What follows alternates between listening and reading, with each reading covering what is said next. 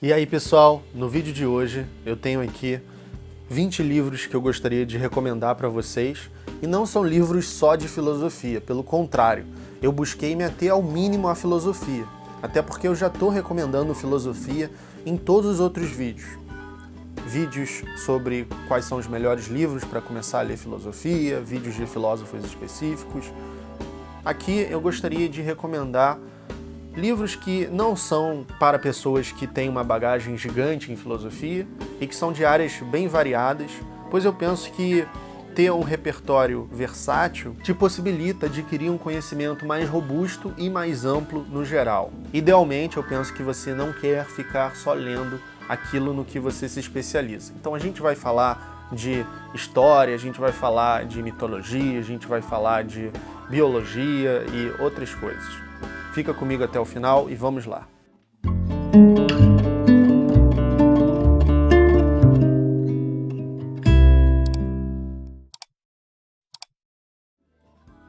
Bom, primeiro de tudo, eu gostaria de te convidar a se tornar membro aqui do canal.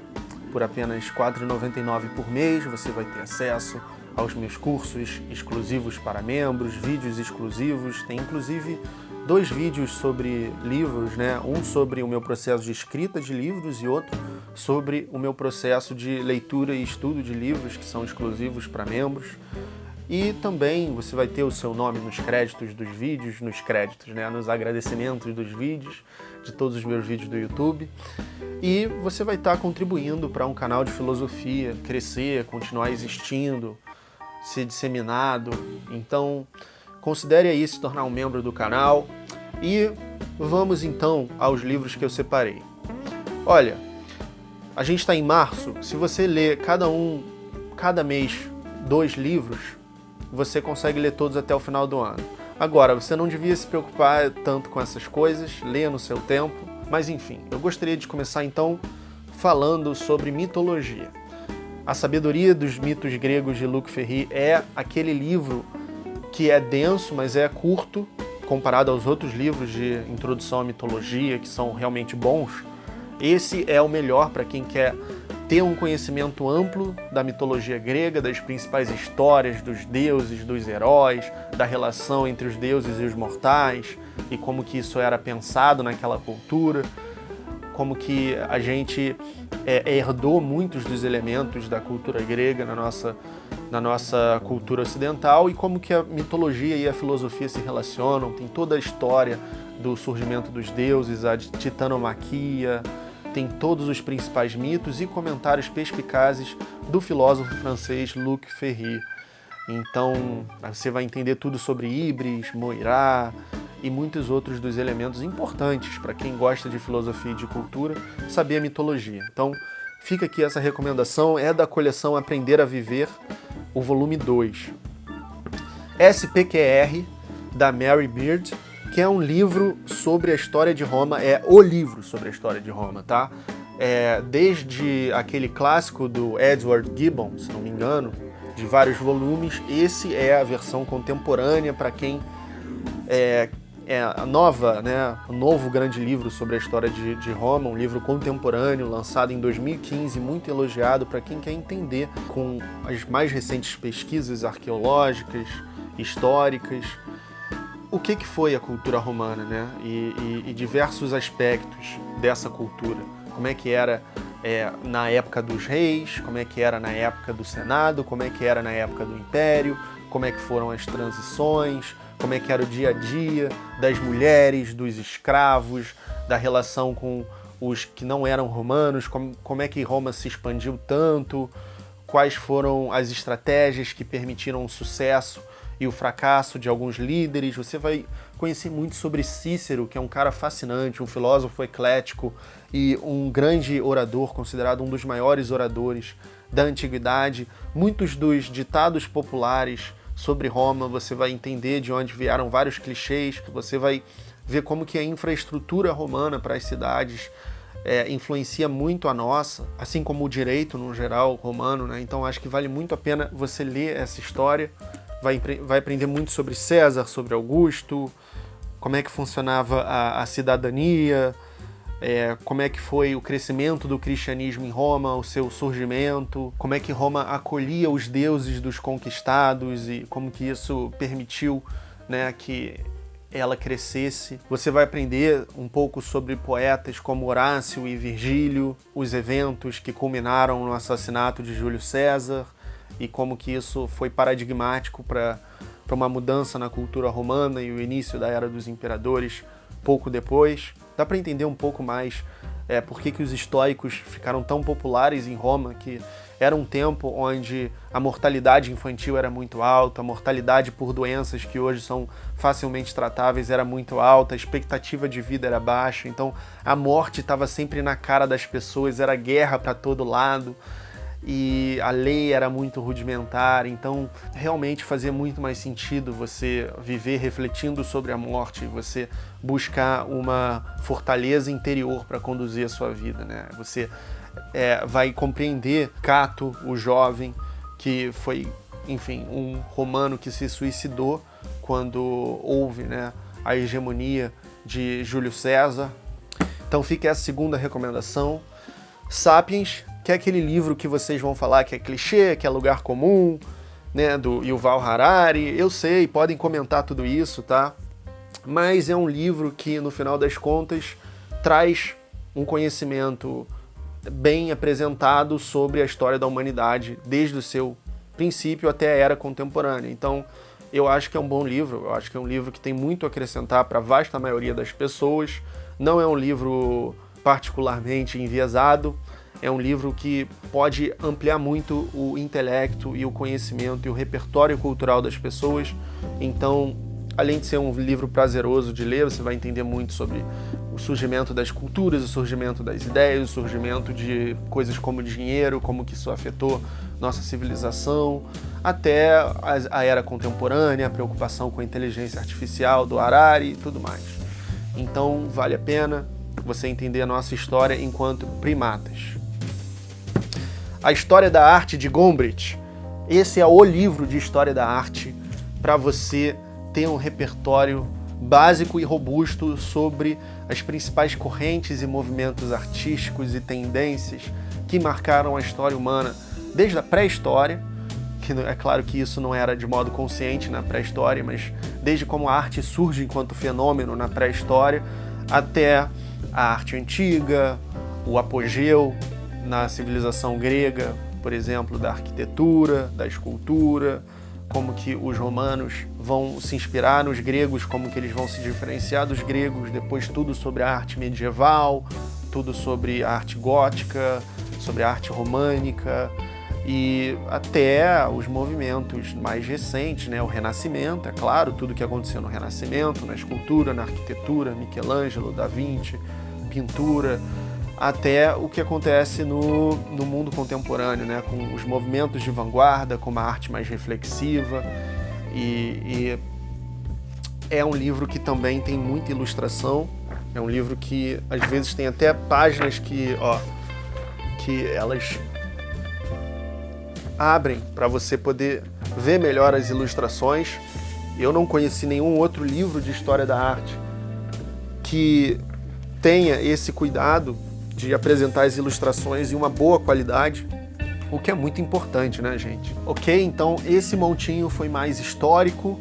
Vamos agora para uma área que eu também busquei evitar um pouco, porque eu já falo muito sobre isso nos outros vídeos, e como esse é um vídeo de recomendação do livro, eu não queria focar muito nesse assunto, mas vamos falar um pouco de religião. Eu recomendo Filosofia da Religião, do William Howe, que é um livro bem básico para quem quer começar a investigar esses assuntos em torno da existência ou não de Deus, de atributos de Deus, onipotência, onisciência, tudo isso que a gente discute aqui no canal, quais são os argumentos, quais são as objeções, como que diferentes religiões pensam Deus. Então, é uma boa introdução para o assunto, para quem quer desenvolver um pouco o seu conhecimento nessa área, antes de pegar autores mais profundos, filosóficos, para entender melhor do que se trata. Então eu recomendo para todo mundo também que quiser ver a sua religião de uma perspectiva externa, como que ela é analisada sob a ótica da filosofia, para você conseguir pensar um pouco fora da caixa. Então fica aqui essa recomendação, assim como de Paranormalidade, do Richard Wiseman, pois muitas pessoas, especialmente aqui no Brasil, são levadas muito à religião por conta de experiências subjetivas, de possíveis milagres que teriam testemunhado ou atividades paranormais que não sabem explicar de outra forma. E esse livro mostra como explicar de outra forma, até mesmo conversa com espíritos, hipnoses, né, pequenos truques que podem ser aplicados que nos fazem crer que outra coisa está acontecendo de uma ordem não natural, só que não é bem o caso. Então, Paranormalidade, porque vemos o que não existe, é bem isso, né? Essa coisa de experiência fora do corpo, de premonição, astrologia, tudo isso é tratado nesse livro aqui de uma maneira não óbvia e importante para pessoas de cabeça aberta que querem realmente entender o que está acontecendo antes de abraçarem uma determinada crença, enfim. Para quem quer aprender um pouco sobre evolucionismo, antes de pegar uma obra do Charles Darwin, por exemplo, Uma Origem das Espécies, é legal ler esse livrinho aqui, ó, do Jerry Coyne, Porque a Evolução é uma Verdade, que é um livro atual, que é um livro que faz um panorama do evolucionismo, que mostra as principais evidências e vai te munir contra pessoas que negam a teoria da evolução, por exemplo. Então é um livro muito importante. Nós vamos agora para a área da filosofia, que eu busquei aqui, ó, só 4 livrinhos. Manual do Epiteto, que é o coração do estoicismo, é você desenvolver a capacidade de não se identificar com os seus sentimentos imediatos, é você cultivar o espaço da escolha entre um acontecimento e uma resposta sua, é você ver que você é o dono da sua inteligência e é você que está no controle do que você vai fazer, do que você vai pensar, ou mesmo se você vai responder a alguma coisa externa, seja ela um insulto, um acontecimento terrível na sua vida, ou o que quer que seja. Como você vai lidar com isso? Então, esse é um livro que foi escrito por uma pessoa que foi escravizada e que depois se tornou uma grande referência para um imperador, né? Que foi Marco Aurélio. E Epiteto é diferente dos primeiros estoicos, como Zenão ou Crisipo, que são estoicos difíceis de encontrar material, infelizmente, muito se perdeu. Mas dos romanos, que a gente tem bastante coisa, Epiteto talvez seja o coração do estoicismo e um livro curto, um livro de pequenas máximas, né? Pequenas passagens aqui, bem numeradas, e que mostram que essa aceitação, esse amor do cosmos do jeito que ele é, esse amor fati dos estoicos pode ser muito poderoso. É um livro que é bom você ter para consultar de vez em quando. Bom, em seguida temos On Liberty, do John Stuart Mill, que é sobre a liberdade. Essa edição aqui é em inglês, porque no caso é um autor que eu sou fluente no idioma original, eu busquei o original para ler. Então, não importa se você lê no inglês ou no português, Mill é um escritor muito lúcido do utilitarismo, mas para além do utilitarismo, que é uma doutrina que a gente vê com muito preconceito hoje em dia, mas é uma doutrina muito inteligente, muito sofisticada, e ele tem grandes insights aqui sobre a liberdade de expressão e sobre como que quando você censura alguma ideia, quem perde é a sociedade e não a pessoa que foi censurada, porque aí as outras grandes mentes não vão ter a possibilidade de se expressar e o seu conhecimento, né, coletivo como sociedade vai ficar cristalizado e defasado. Ele mostra como que uma ideia é provada mais verdadeira quando ela resiste ao escrutínio, quando ela é exposta às objeções e não quando ela é cultivada como absoluta, né? Então, criticar ideias é muito importante, e mesmo as ideias que a gente mais admira e valoriza. assim como ele argumenta sobre a importância de você enxergar os dois lados de uma moeda, os dois lados de uma discussão. E ele diz que a educação na era moderna falha muito em fazer isso, que é diferente na época grega, em que na dialética, por exemplo, em Platão, a gente tem sempre as posições mais fortes de ambas as posições de um debate na mesma conversa, no mesmo diálogo, na mesma obra, né? E Platão está, de certa forma, experimentando com os dois lados de ver qual vai prevalecer, mas sempre buscando oferecer o melhor dos dois lados. Assim como Cícero falava que, diante de um caso novo, né, no tribunal, como advogado, ele buscava estudar o ponto de vista do seu adversário melhor do que o dele, justamente porque ele vai precisar superar esse outro ponto de vista. Então ele tem que conhecer todos os pontos mais fortes, profundos daquele ponto de vista. Então, além de ser uma prosa assim muito gostosa de ler, sabe, é um inglês muito inteligível, é muito tranquilo e mostra como que o Mill era um cara muito à frente do seu tempo, para o século XIX, e traz um pouco dessa riqueza do pensamento britânico, que às vezes eu acho que a gente esquece aqui no Brasil. O Mito de Sísifo, de Albert Camus, que foi um dos primeiros vídeos que eu fiz aqui no canal, foi sobre esse pequeno ensaio existencialista, que na verdade é absurdista, né? O Camus não se considerava um existencialista no sentido estrito, mas é um livro surpreendentemente otimista, é um livro que mostra como que o suicídio não é a saída, apesar das dificuldades da vida, do aparente absurdo da nossa condição no mundo, né? Do nosso encontro com o mundo. E ele, claro, compara muito com essa metáfora do Sísifo, que foi condenado a carregar uma pedra para o topo da montanha, que sempre cai, e ele tem que levar de novo. E se Sísifo aprende a amar a pedra, né, então aquilo deixa de ser um castigo para ele, de certa forma.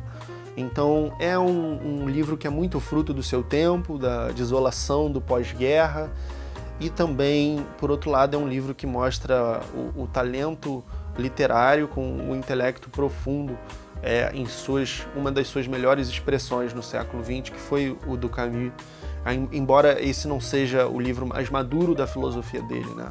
É um livro que te faz entender muito bem também a filosofia existencial, como que pessoas como Kierkegaard ou Nietzsche foram muito influentes no século XX.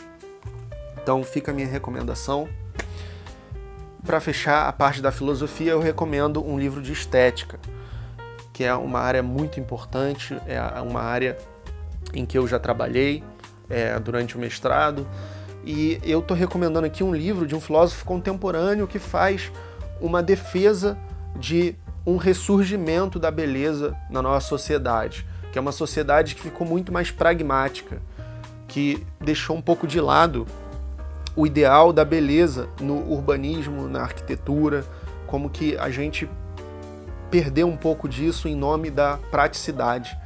E ele traz estetas clássicos como Kant, como Baumgarten, assim como as suas próprias ideias sobre estética. É um filósofo que já faleceu, era um pensador conservador, mas eu espero que isso não te impeça de ler. Inclusive, como um conselho geral, eu diria para você não ler obras apenas da ideologia política com a qual você concorda. Eu não acho que isso é saudável para um conhecimento honesto. Então o Scruton fala muito sobre a questão das diferentes teorias da beleza. A beleza é subjetiva, a beleza é objetiva, a beleza é algo fundamentalmente ligado à matéria, às coisas naturais, ou existe também a beleza moral, outros tipos de beleza, como argumentava Platão no Banquete, né? Belezas superiores à própria ideia de beleza.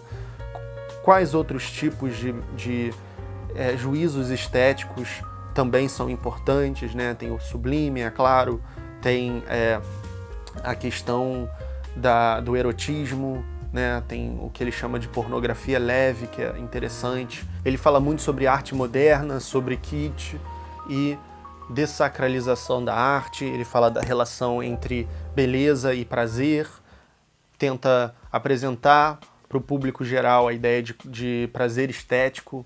Enfim, é uma leitura muito boa.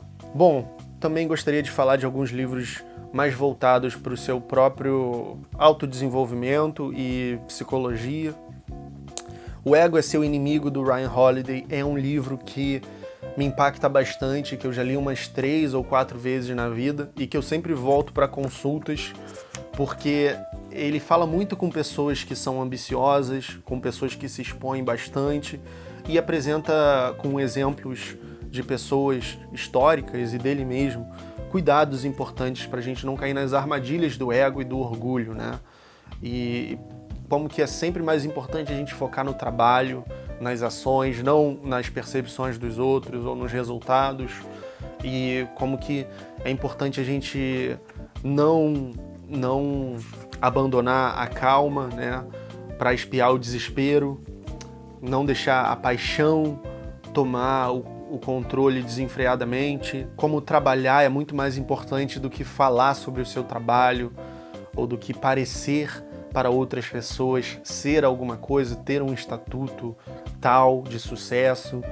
E ele é um livro muito honesto, é um livro que provavelmente vai te ajudar, não importa que você trabalhe, porque você é um ser humano e também lida com o ego, né? E é um ego muito nesse sentido coloquial mesmo.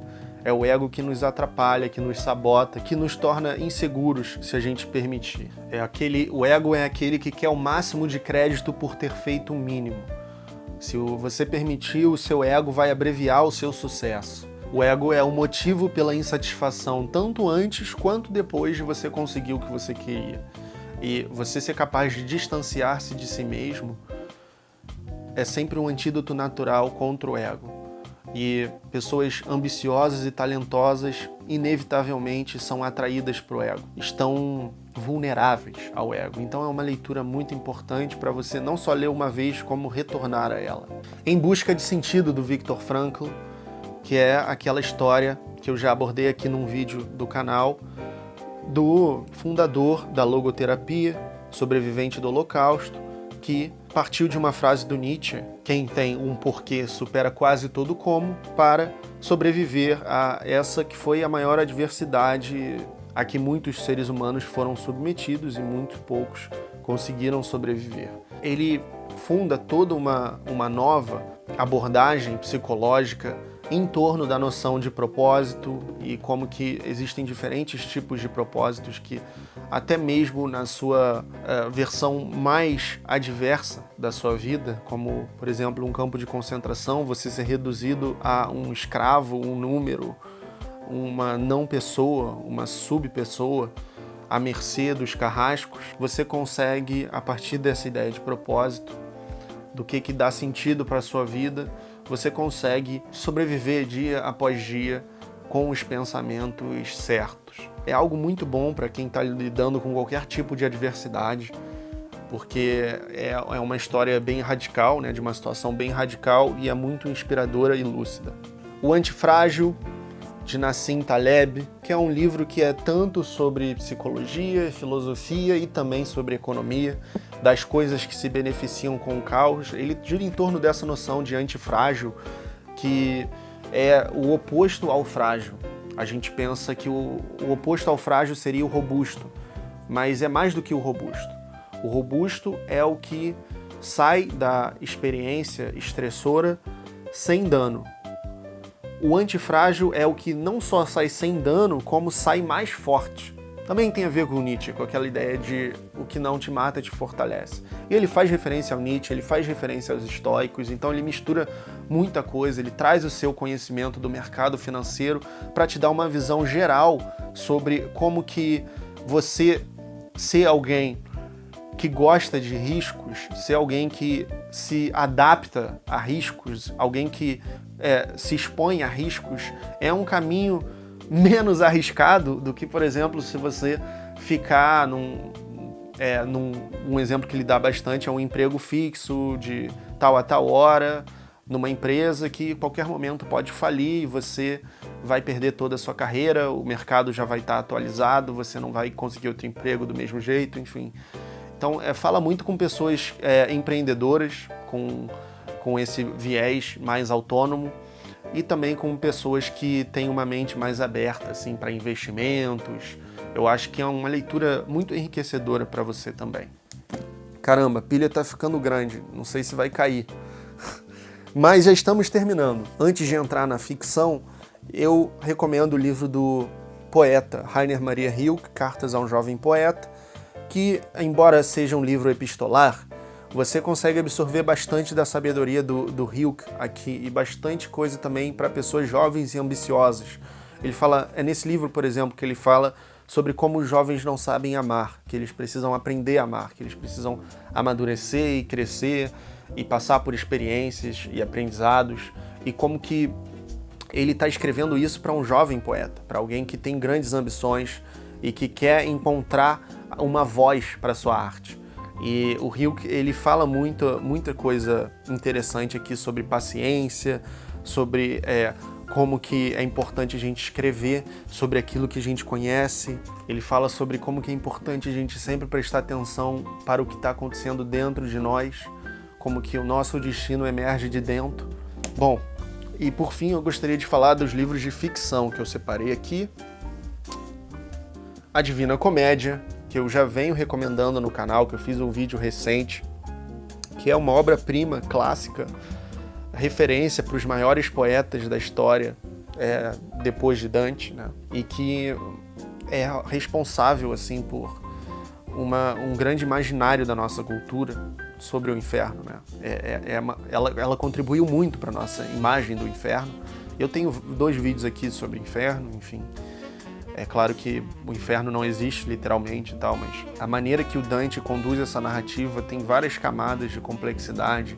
Embora ele tenha sido um cristão devoto no seu tempo, que era praticamente impossível não ser, eu acho que essa obra é para todo mundo, é uma obra de fantasia, uma obra de uma jornada espiritual que todos nós fazemos ao longo da vida. A gente vai para o inferno e depois atravessa para chegar no paraíso. Então é uma coisa belíssima, é uma coisa sublime, que você precisa ler alguma vez na sua vida. É pesado, mas é muito, muito sublime. O Nome da Rosa, que é um dos melhores romances do século XX. Não é nada experimental, assim, nada de James Joyce, mas é uma sabedoria sobre o período medieval em forma de uma narrativa thriller, né? É um thriller filosófico, um thriller metafísico, que está de acordo também com muito da minha visão sobre esse período, e eu acho que, em muitos sentidos, a ficção consegue ser muito verdadeira. Então, essa é uma dessas obras que consegue capturar um momento histórico, mesmo com abismos de tempo, de distância. Então, eu recomendo muito para você que quer entender melhor sobre como era a vida, que quer mergulhar nesse mundo medieval, assim. E não podemos deixar de fora um clássico da literatura brasileira, que é o Dom Casmurro, que é um livro que o Machado ele mexe muito com a gente, com a nossa maneira de lê-lo. A gente sabe que a gente não pode confiar no narrador, então é muito interessante como essa dinâmica se dá. E também é um livro que é cheio de ironia, que é um livro que revela muito sobre o modo de vida brasileiro do final do século XIX. É um Brasil, um Rio de Janeiro especificamente, muito interessante de se visitar, e é uma obra que tem personagens icônicos da literatura brasileira. É claro que, sobretudo, a Capitu e o Bentinho, e é muito legal como que, eu não quero dar spoiler aqui, tem um vídeo meu analisando o livro, mas é muito legal como que cada leitor acaba tendo uma interpretação diferente dos eventos, né? Assim como o próprio narrador tem uma interpretação que nos faz desconfiar, o que é genial, né? O que a gente está sempre em dúvida e tentando ler de outra maneira o que ele está nos contando. Então é muito legal ter a experiência dessa leitura. Se você deixou passar na escola, compre agora o livro e não deixe de ler. Bom, para fechar, vamos aqui com 2 obras. Primeiro, o Hemingway, The Old Man and the Sea, O Velho e o Mar, que é uma revolução na prosa. Tem muito a ver com uma prosa mais moderna, mais marcada por uma economia. É muito do século XX. E eu gosto muito desse tipo de escrita. E o Hemingway era o mestre disso, né? E como que ele consegue mostrar muito contando pouquíssimo, né? Essa é uma história curta dele e que vale a pena para você entender por que ele era tão valorizado enquanto escritor, né? Por que os livros dele nos tocam muito? Você vai ser levado para o universo de um pescador cubano e a sua experiência e a sua relação com o mar e com o grande peixe, né, que ele acaba conhecendo. É muito legal, intimista, muito econômico e que fala muito sobre uma cultura, né, de uma maneira muito concentrada em uma experiência de um personagem ali, né, e tem o personagem do garoto também, que se espelha muito no Santiago, né, que é esse pescador, e vai aprendendo com ele, né. E por fim, pessoal, A Mão Esquerda da Escuridão, da Ursula Le Guin, que é uma escritora de ficção científica que vai te tirar da zona de conforto. Nessa história, ela te leva para uma outra civilização humanoide com um entendimento de gênero diferente, e ela te faz pensar no conceito de humanidade e nos seus limites, nos seus contornos, e ao mesmo tempo que descreve um outro universo com uma presença muito forte. Eu que gosto, né, que sou também escritor, eu aprendi bastante com essa leitura e também com leituras de outros autores da ficção científica, mas também é uma obra que te tira da zona de conforto e é bem interessante. Então, essa é a minha lista.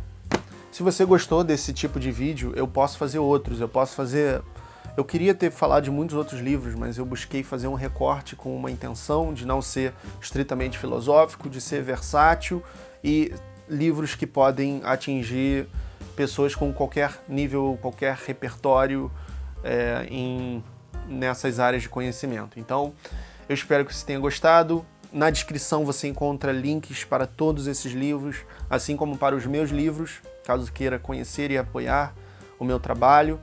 Então, de repente, eu posso fazer outras listas daqui a algumas semanas, eu não sei. Deixa aqui o seu comentário e comente também quais livros te marcaram e que são importantes para a sua trajetória. E a gente se vê no próximo vídeo.